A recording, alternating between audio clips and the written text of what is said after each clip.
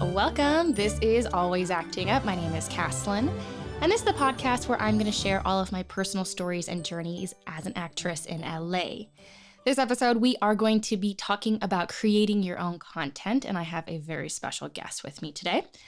But first, I do want to give a quick shout out to all of you guys following along with this podcast, viewing in and tuning in on YouTube, Instagram, and of course, I do want to give a special shout out to my producer, Hisani Johnson.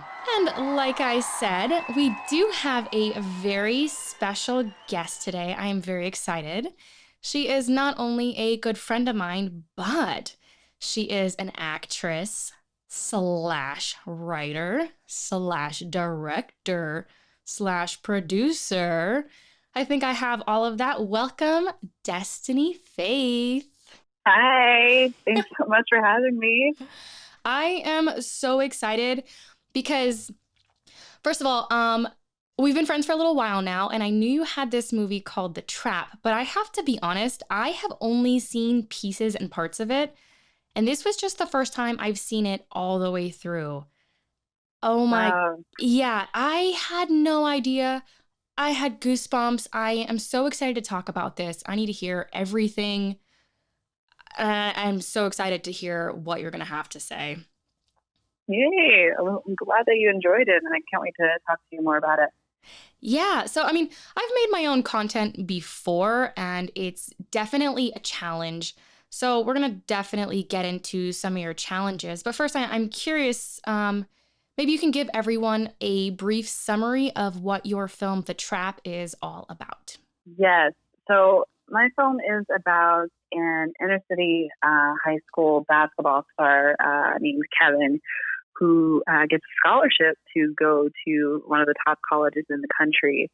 But he belongs to a gang-associated family who's tied heavily into the gang community. And one of his brothers is killed right before he's about to start making major changes in his life. And at this point, he's kind of at a crossroads with going on to better his life or taking care of his family at home and adhering to, street code, adhering to revenge, inspiration, and things like that. So he kind of at a crossroads in this film, and this takes you down his journey of making decisions, and he has to make decisions that may possibly jeopardize his future or not. Mm-hmm. There were some really tough scenes in there. I can't even imagine what that was like. And now, was this your first project that you've ever made? Was this sort of your first thing? Yes, this is actually my first film that I've ever written or directed. So it's definitely a challenge and a wonderful experience to go through that. That is ambitious. I'm going to give you a round of applause for that one. Thank you. You guys, this is like a full-on 30-minute short film, and it's done really well, especially for a first-time writer, director, filmmaker. So it's really impressive, especially for your first time. So seriously, round of applause to you. Thank you so much. I appreciate that. And so I'm curious, did you go out of your way to consciously, I'm going to create my own content, or did you have this story in mind first, and that sort of sparked the idea of, well, I like this story, I want to make a movie about it? What kind of came first? That is such a great question, because it's kind of a mix of both. I know.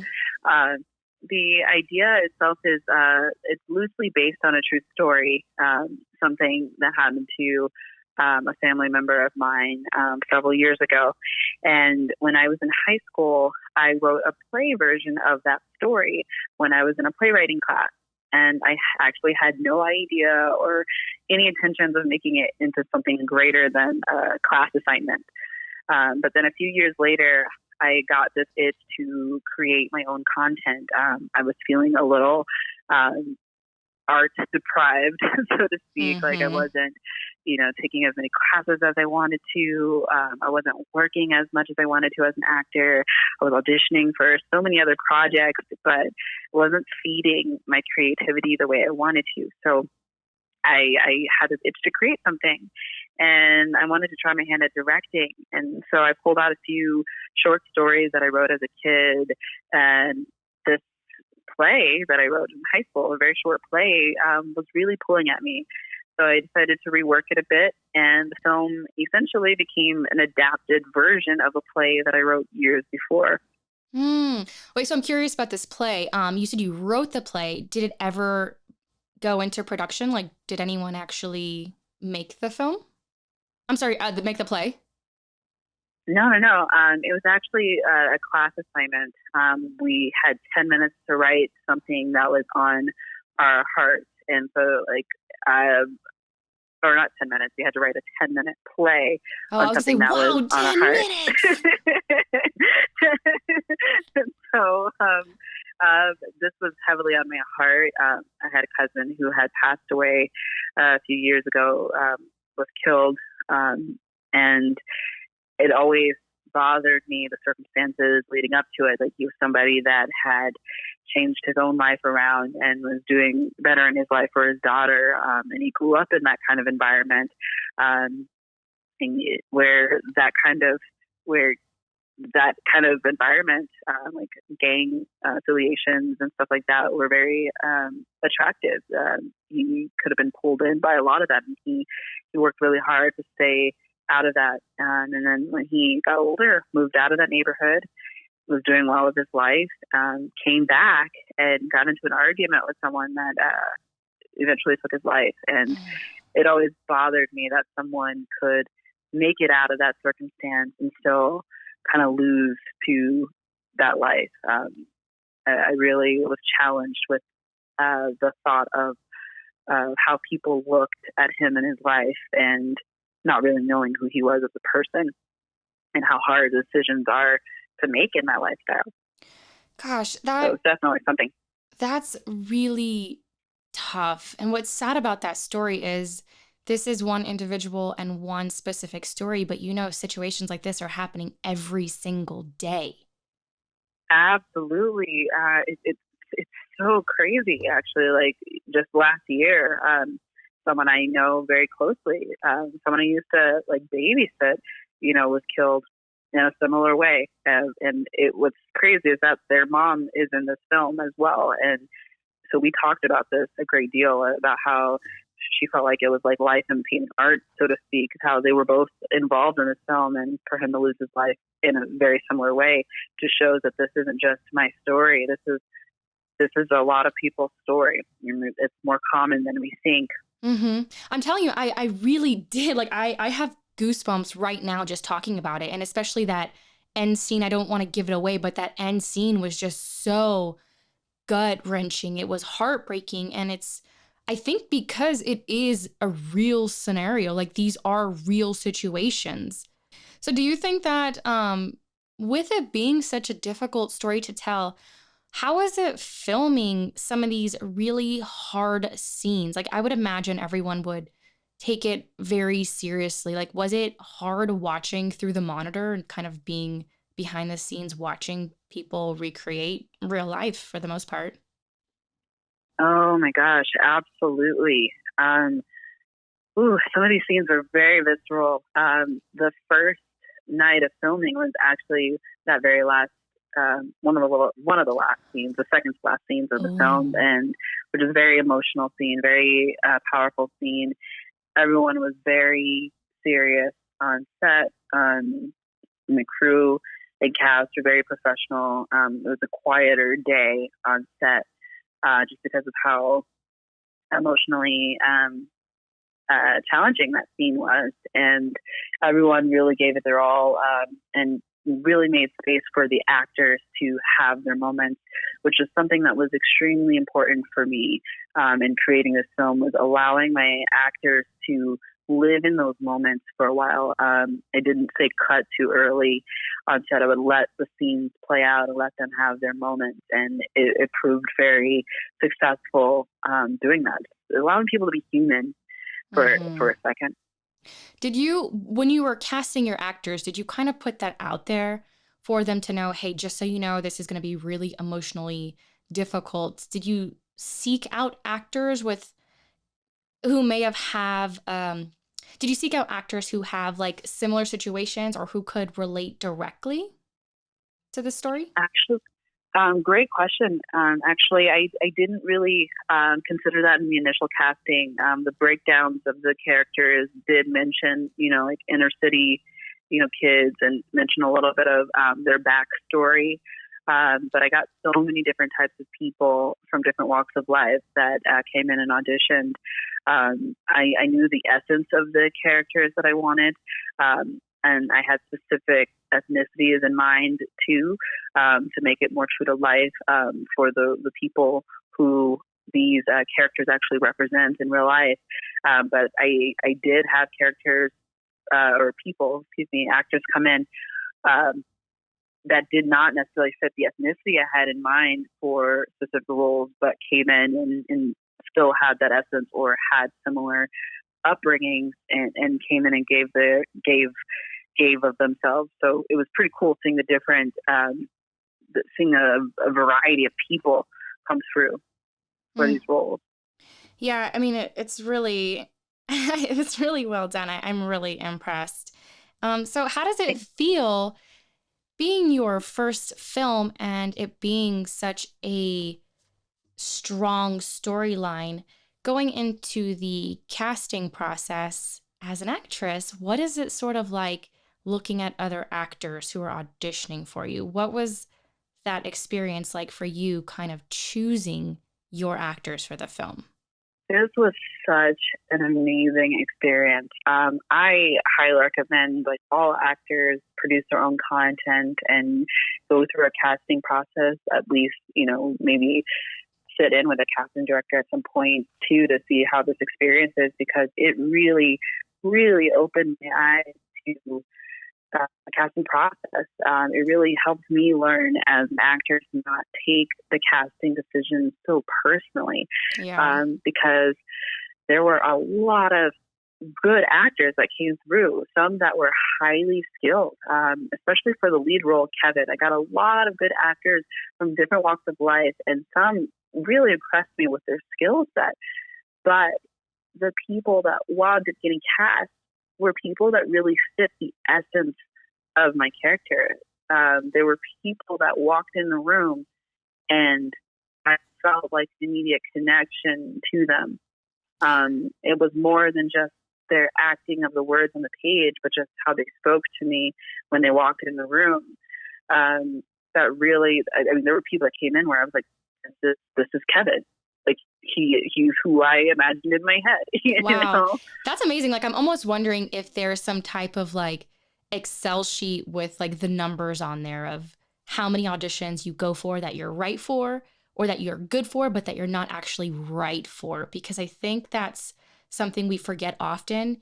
We walk out of an audition and you're like, man, I killed it. That was so good. But honestly, you may not look like the character they have in mind. So it's going to go to someone else, no matter how good you are. Yeah. It's just how it is. It absolutely is. There were people that were just so skilled. I could tell that they put a lot of work into the character, and I almost felt like, man, they deserve some kind of accolade for doing such a great audition. But then there were people that came in and they were just the character. The guy that actually played my lead, that was actually one of his first projects. Wow. He hadn't really acted before. Didn't really have an extensive resume at all, and but he was this character. His essence just fit. Even before he spoke, you felt like this is his story as well. He really embodied the character without trying. Yeah, I actually noticed it was the very first scene with the coach, and I noticed that their dialogue back and forth. I was like, I don't know who this actor is, but I like this kid. I think he's really great. He was fantastic. So great job with that. And what was his name? His name is Manson Thomas. And he's still acting here in Las Vegas, or is he back in LA? Where is he? Yes, actually, he is now in Atlanta acting, and he's in a few plays. He's been auditioning for a lot of TV out there, Wow. so he's doing pretty well. That's awesome. That's Yeah, great. I'm so proud of him. What I was noticing is I was totally expecting to see you in this, and I didn't, because I know for me, the whole point for me, look, I'm selfish. I'm not going to lie. When I was making content, I needed to be in everything. And that was one of the reasons why I stopped actually creating my own stuff, is because I realized that I was putting so much into writing and directing and editing that I couldn't do both, and that I was becoming more of a filmmaker, and that I wasn't even the star of my own content. And that was like, wait a second, that kind of took away from the whole reason why I'm starting creating my own content in the first place. Was, you know, it's supposed to revolve around me, and it's not. Look, I'm selfish. I'm serious. So I was surprised. I was like, I didn't see you at all. And I think that's a really brave decision. I don't know if you consciously was like, I want to focus on writing or directing, or the story's not about me. Like, tell me about that. Yeah. Yes, it is a question I get quite a bit when I go to festivals and such, and people that know me, who know that I'm an actor, they ask me that as well. And like, why, as an aspiring actor, would I not write myself in this film? And initially, it is something that I wanted to do. I did think about it.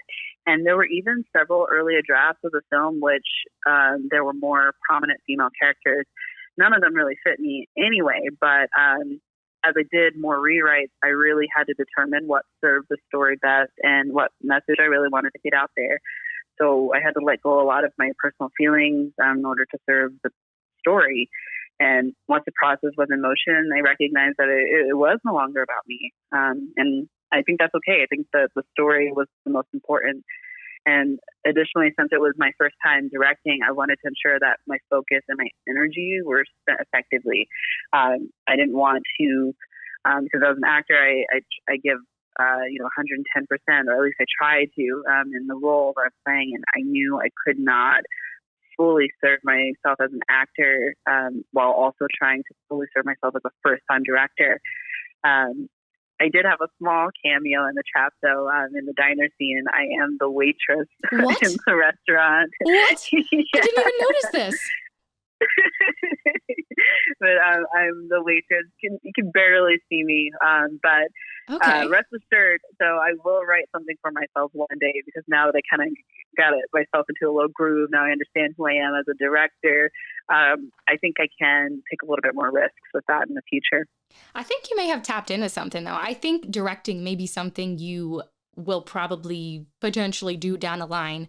I mean, for the first time in a huge project, I think you're on to something. I really do. Thank you. I feel so as well. You know what? Also, do you find, though, because you did the editing on this one as well, correct? Mm-hmm, yes. Do you find that now, since you directed it, but also you were doing the editing, that you actually learned as an actor, like, okay, let the scene play out a little bit more? Because you know that when you take your scene and you start editing, you're going to need more to work with. Did you learn as an actress some things you may have not have known had you not been behind the camera? Oh my gosh, I learned so much. Mm-hmm. As a first-time filmmaker, I didn't realize how important every aspect of the filmmaking process is, from pre-production to post-production. It was quite interesting to see how, like, different aspects of a film, like color grading or sound design or sound quality, even affect the storytelling itself. It's like every part of the filmmaking process tells a story or can allude to a certain message. So, like, you have to be quite specific. There is no room for, like, generalization when you're trying to get a certain point across. So, like, it helped me as an actor. It helped me understand, like, things from just something as simple as why the slate has to be, flat. Yeah. Like, how important that is. but yes, letting those scenes breathe even longer, and so that you have more to play with, getting coverage, how important that is, so that if something doesn't work the way you had planned, you still have coverage that you can cut away to. That's something that I was challenged with editing was, oh my gosh, this isn't working this way. I wish I had a wide shot to cut away to at this point. So I definitely learned a lot, how important it is to pay attention to sound quality on set, even looking at things like, bare walls of a restaurant, how if the color of the wall is very similar to your lead actor's skin color, then you want to, it could affect how you color it later on. So many really cool gems that I learned from editing.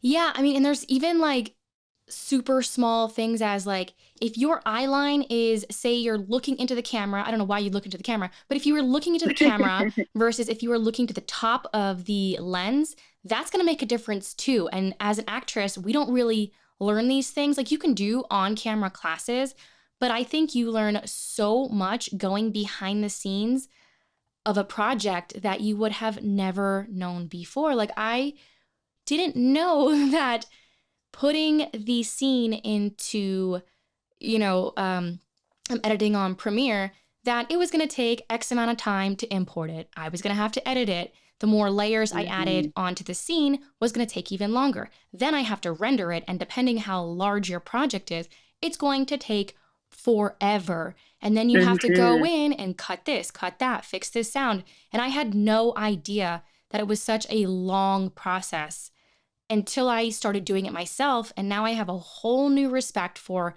every single person who works, not only in front of the camera, obviously, but behind the scenes as well, that you don't ever really hear about as much. Absolutely. Yeah. I was really, really impressed to see how important every aspect, like every single person on set is important and vital to the whole process. Amazing to see.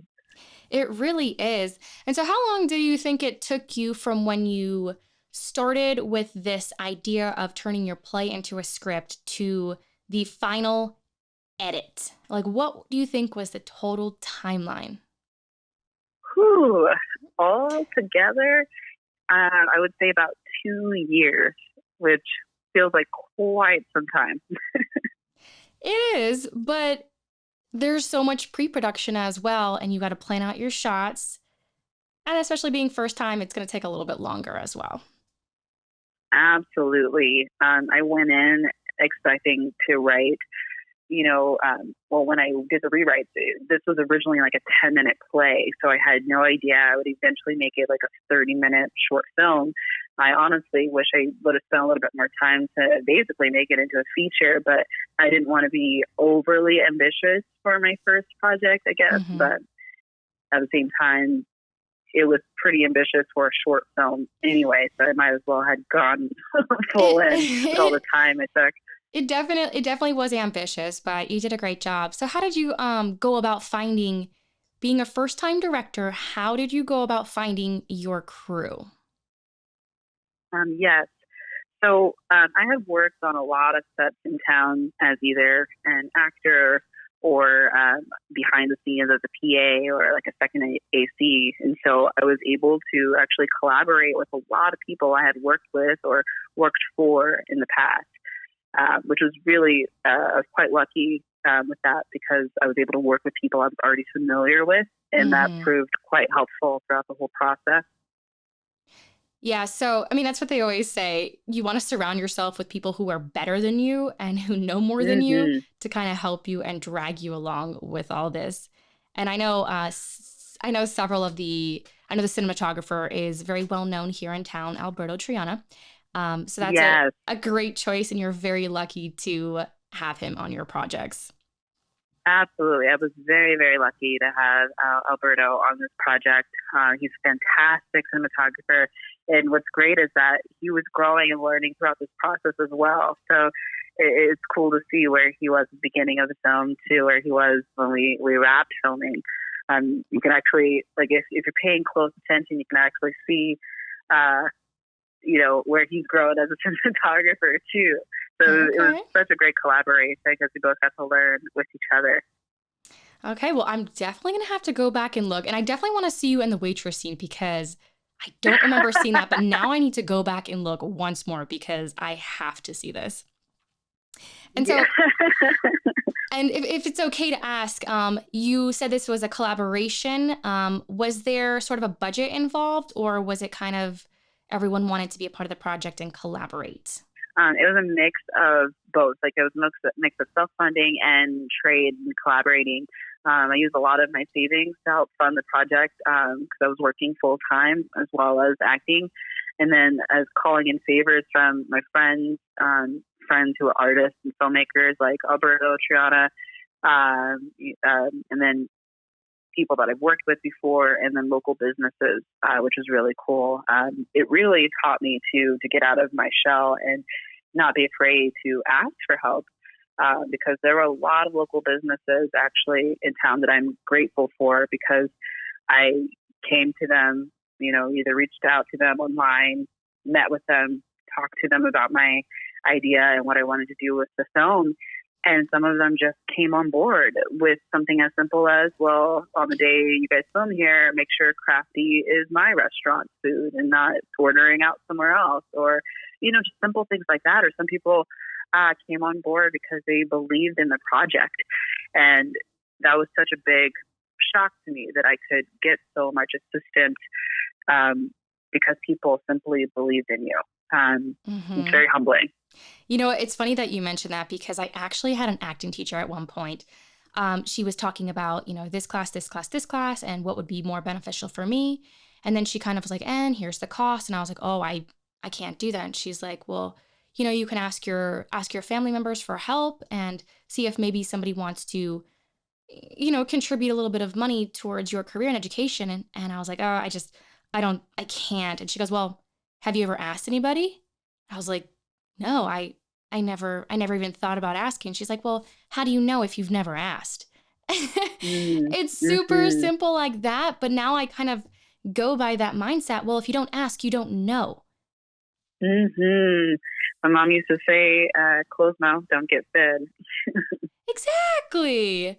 Yeah, sometimes you just got to ask, and people are always willing to help. And if they're not, guess what? There's probably somebody else who is, or some type of trade or collaboration. Right. And I guess, and the worst that can happen is that they say no. I did have a few no's, and that was okay. It did not stop me from creating this project, and it didn't stop people from wanting to be a part of it, which was amazing to see. So I know you had a lot of great people willing to help on this project.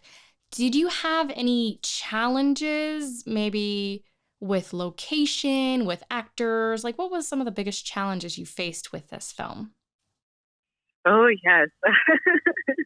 I did have quite a few challenges along the way. And it's something that really helped me learn how to be a good director and an efficient leader. Like, I really found my own strength throughout this project.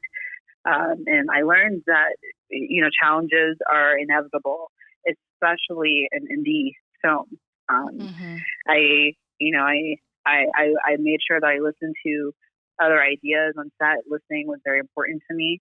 I wanted everyone to feel like their voices mattered. And, I had one rule is, we respect each other. So the one thing I didn't tolerate was disrespectfulness. And I went through several different, before I actually landed with the crew that I had on the final version of the film, I actually had worked with a few friends in the past, actually, before. And, we clashed on, I had a co-producer who I clashed with on vision and just artistic differences. And we eventually split ways for those creative differences. Ultimately, you want to work with people that have different ideas and collaborate on those and have, be able to, can't think of the word. Get your project finished, like the end vision. Like, you want to be able to get on the same page while still fulfilling everyone's creativity.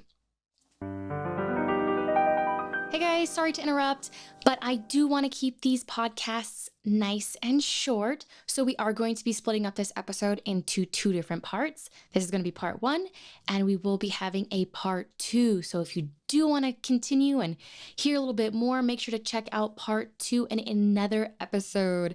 In the meantime, make sure to like, comment, and subscribe to this episode and all of the other ones. And just remember, you guys have a good day. I will see you on part 2.